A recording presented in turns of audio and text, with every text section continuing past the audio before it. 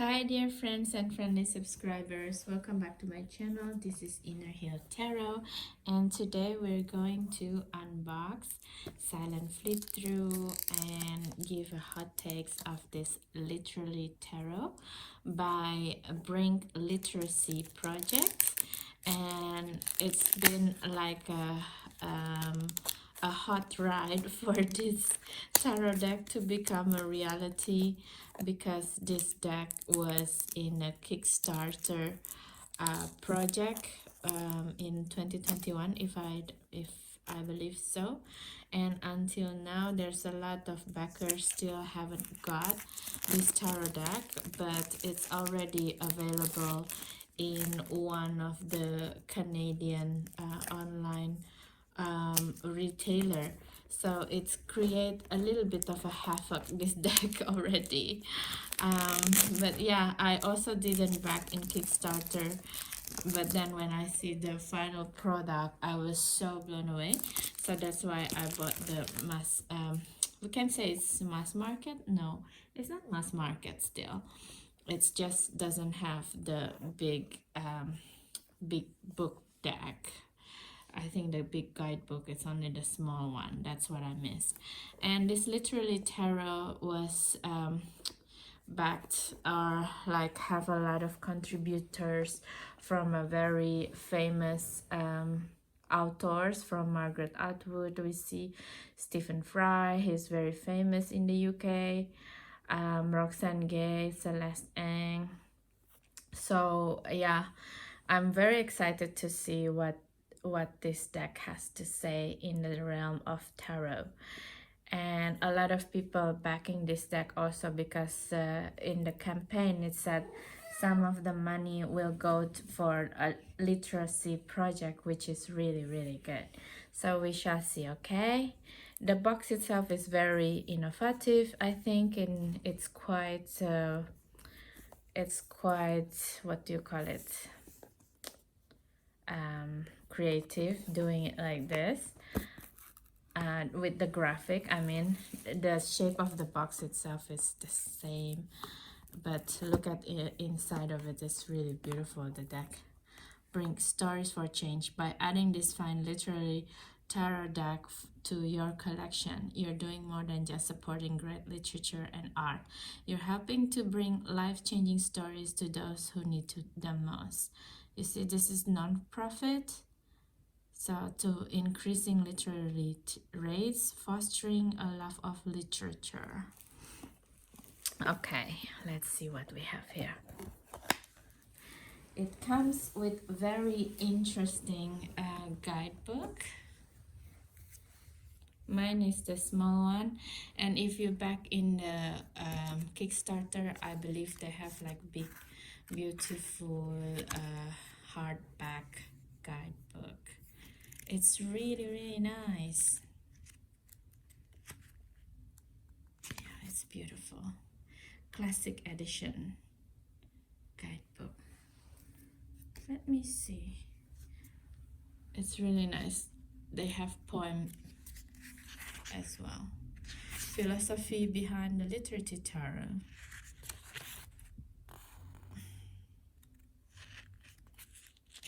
Okay, that's very interesting. Let's see the box and the deck itself. It's very nice because it's not too snug, so it leaves an area to came out. I don't know why not many people doing this, you know, just give a little bit of extra on top so people can just like take the deck out easier. Seriously, it could be just as easy as that to create a nice deck.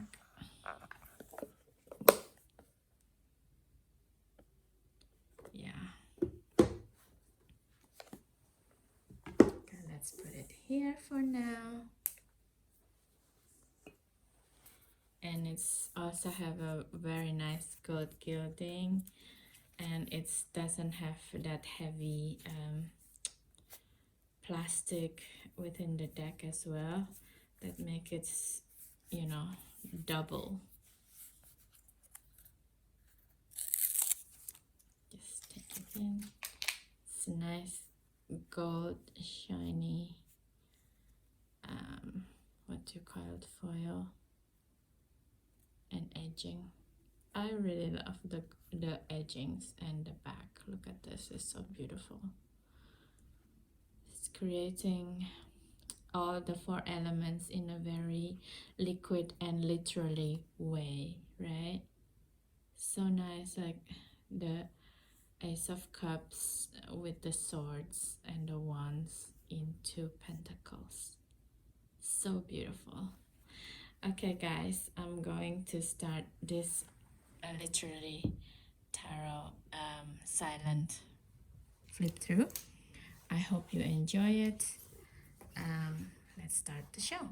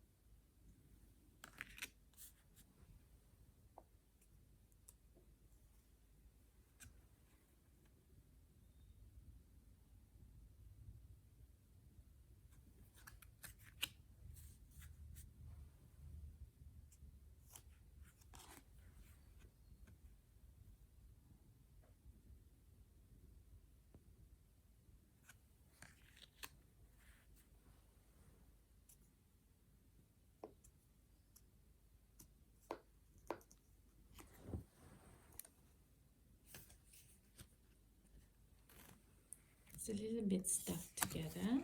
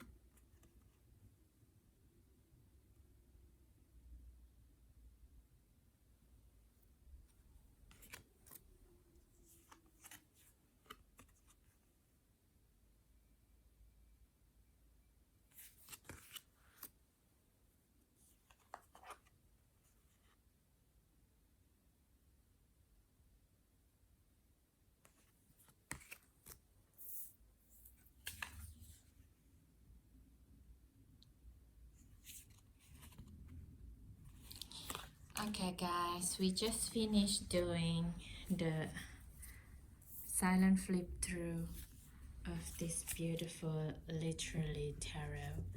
And what should I think about? Not should, but what do I actually think about after this flip through?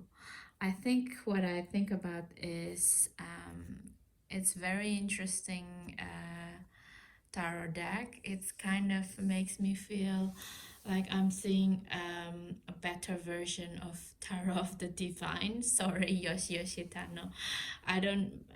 That's in the best sense of way possible, actually, because if we think about Tarot of the Divine, it's also very beautiful, but maybe because it's mass market and so it's not very easy to give like a better finish like what we have here with the literary tarot. The gold foil here in some places of the cards is really helping highlight it, what we need to know about the stories in this deck. Basically, that's what I think about it. For example, like this Fool card is come from the story of Don Quixote.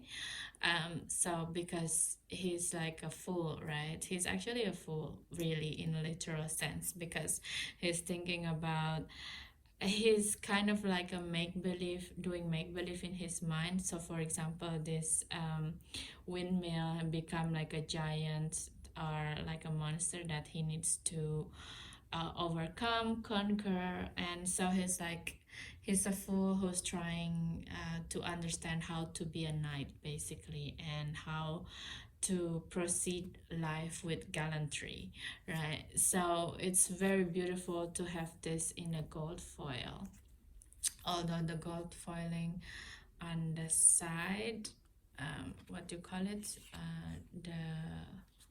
this thing, I forgot the name already.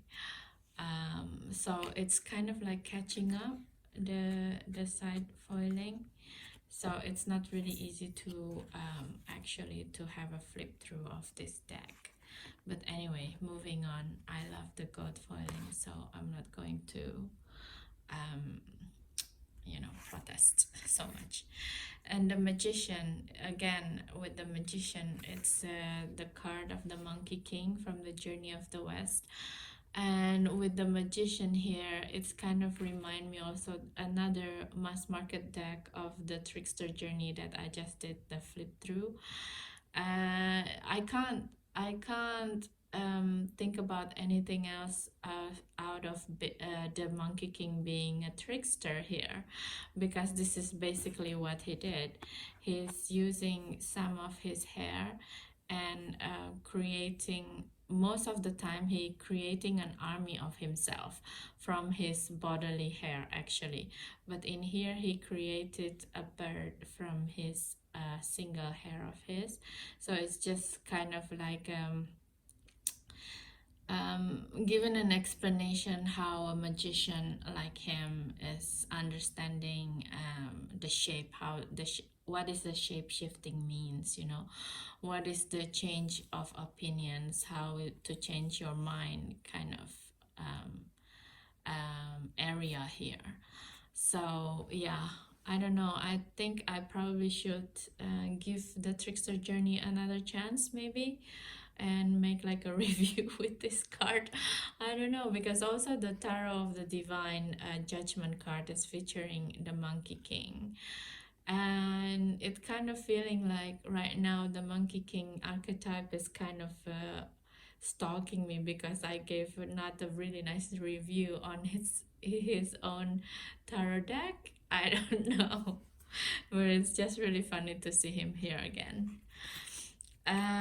And basically a lot of the stories featured in this tarot deck I'm actually not very familiar yet, and I feel that I myself need to read the guidebook as well. The one thing that I'm realized, for example, the ink archetype, which is, I thought it's Sorry, I'm just being very careful here. So the ace, for example, the ace of ink. I thought the ace of ink is the cup suit, but I guess it's not. It's actually the one suit, seems like. For example, this is like a Peter Pan with a Tinker Bell. And he's thinking about how to take over Captain Hook, basically, in this ace of ink. But let me check it out. What this ace of ink means here. Our renaming logic. Okay. To saturate every level of our deck in literally splendor, we rename the minor arcana.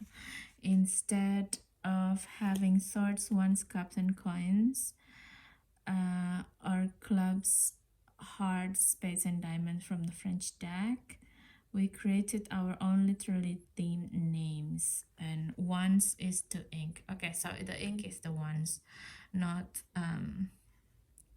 cups that I thought. Cups is light. Okay.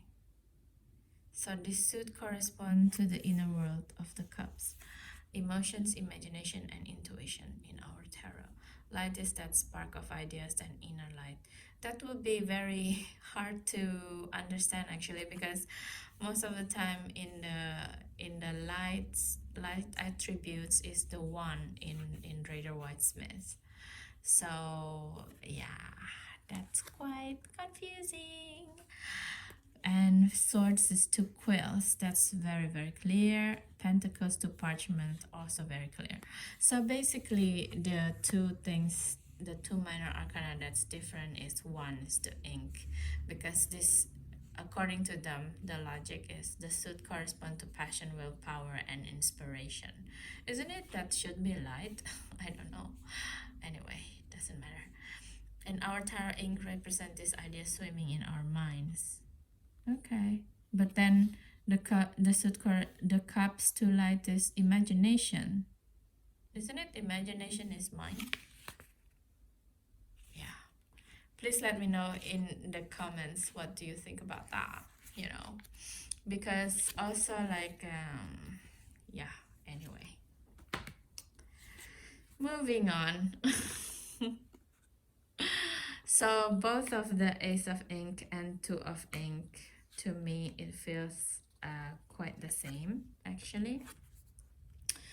It feels to me ace of ink is also two of ink. Why? Because in the ace of ink the situation is Peter Pan trying to with Tinkerbell thinking about how to take over the Captain Hook, right? The Hook, how to take over the ship basically. And the two of ink, which is the two of wands, right? It's actually the planning act of Mowgli and his family. I think if it's not wrong, it's Mowgli, how to go back into the society and a human life. He's making a plan. So based on that sense in itself, two of them is like two of ink kind of energy. But maybe I'm wrong. Yeah, let's check the guidebook again.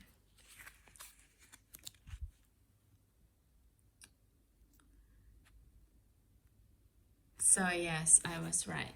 So the ace of ink is the Peter Pan and two of ink is the Jungle Book, which is Mowgli. You ace of ink, I don't understand your energy at all. So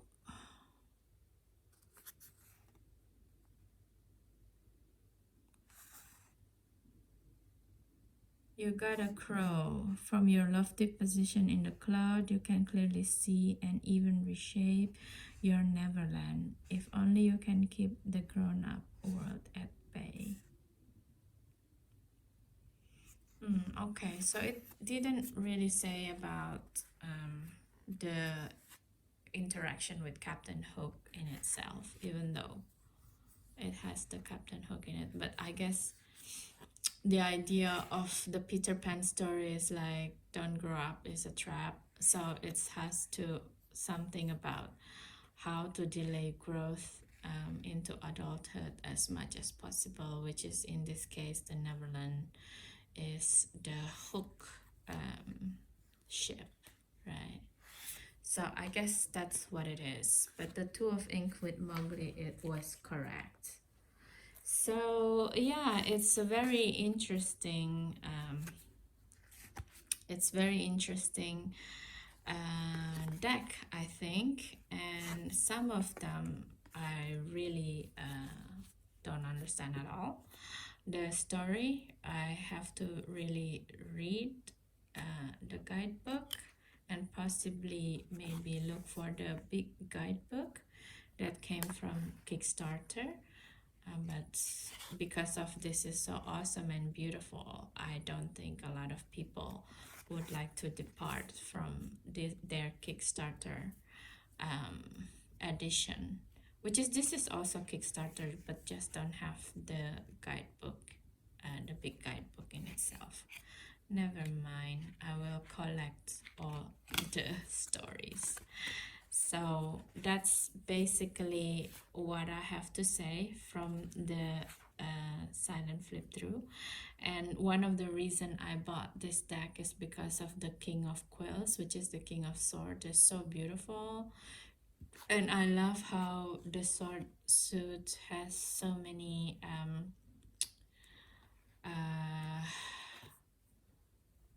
painting with so heartfelt feeling, you know. I mean, a lot of times the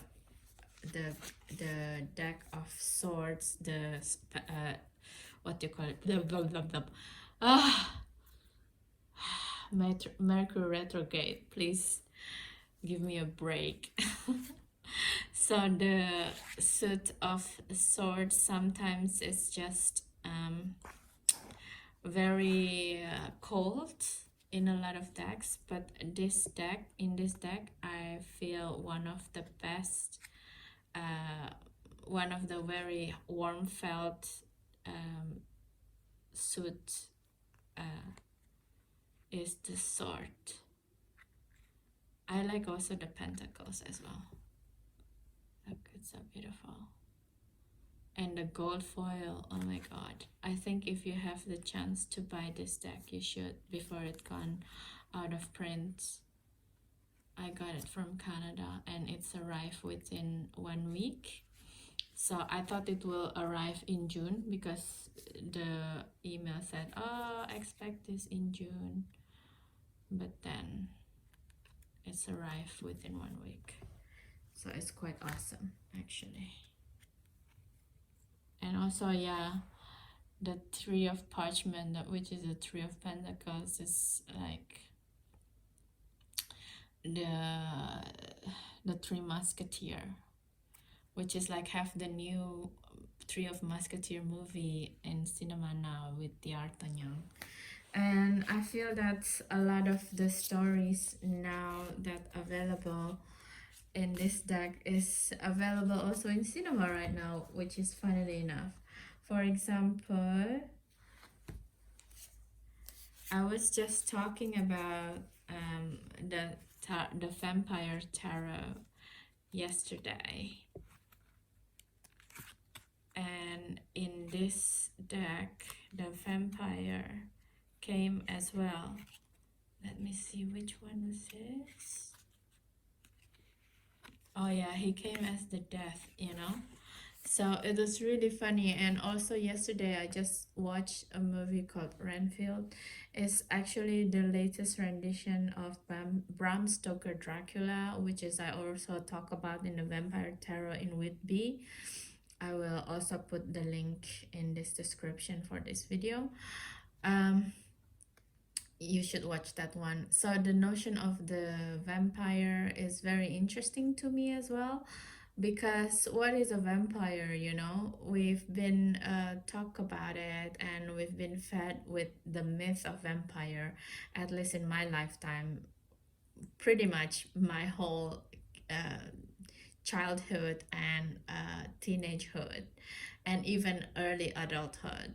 with the story of vampire, you know, from Bela Lugosi, Interview with the Vampire, or Dracula movie with Keanu Reeves, and all of this, Tom Cruise, Brad Pitt, everyone was involved in this in this archetype. And so I was recently very interested with the new moon in second moon second new moon in Aries. I'm kind of like really want to address this vampire energy and archetype, which is probably us. I want to address it within me, and also what I see in society, you know. So yeah, so to see him again in this literally tarot as the death card is very interesting to me. And in here is the lady Mina, which is actually Anima. Is the playing on words. Again, you can see it in that video of the Vampire Tarot if you want to know more. Yeah, so what is the vampire here is, the vampire here is like when you're give up to all of the naysayers of your life, you know, and also your own naysayer to yourself. You give up on your anima or your mina, you know, your soul kind of thing, and that's death. That's very interesting as well. Card to see death as a vampire, or vampire as death rather. So yeah, there's a lot. I think again, there's a lot to unpack in this tarot deck, and also with the fact that more and more, I feel a lot of tarot decks starting to goes away from the notion of either Rider Waite Smith or Thoth Tarot or even Marseille, but more like into storytelling decks that starting to, I feel it, I kind of observe it, it's kind of starting to gain more traction in the market instead of just being offered by Rider Waite Smith clone as it is. And this is very exciting in one point, but in another it's also give me the chills a little bit, because I don't think tarot deck creator these days is really very in depth in the occult study, and a lot of the depiction in the archetype is can be quite confusing, like the minor arcana here between ink and light. It's just confusing, especially to people who just begin learning tarot. So I think if you want to purchase this type of deck, indie deck, they are really beautiful, but then again, study them next to the Rider Waite Smith. I think this is a Rider Waite Smith deck with, yeah, with the 8 with strength. Is literally is Dr. Jekyll and Mr. Hyde. Hyde and Jekyll here, representing a strength that is very, it's a bit fucked up actually, because in the end of the day, in the story of Dr. Jekyll and Mr. Hyde, Jekyll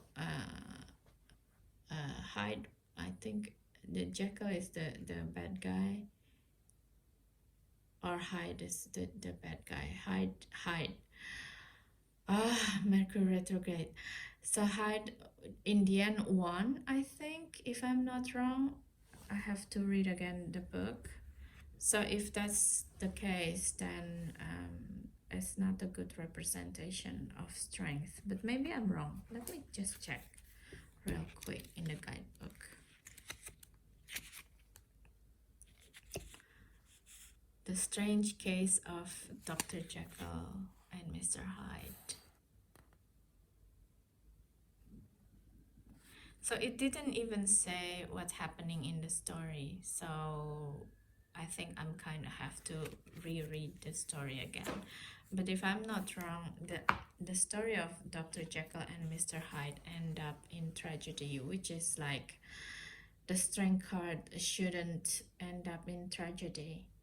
So this is what I want to say, to be careful in buying new tarot deck, and also to understand the story, especially a lot of them now is about storytelling, not about occult studies so much anymore, all of these new decks that came out. So I would suggest be very careful and be very make a due diligence, you know, on before you read with a certain tarot deck.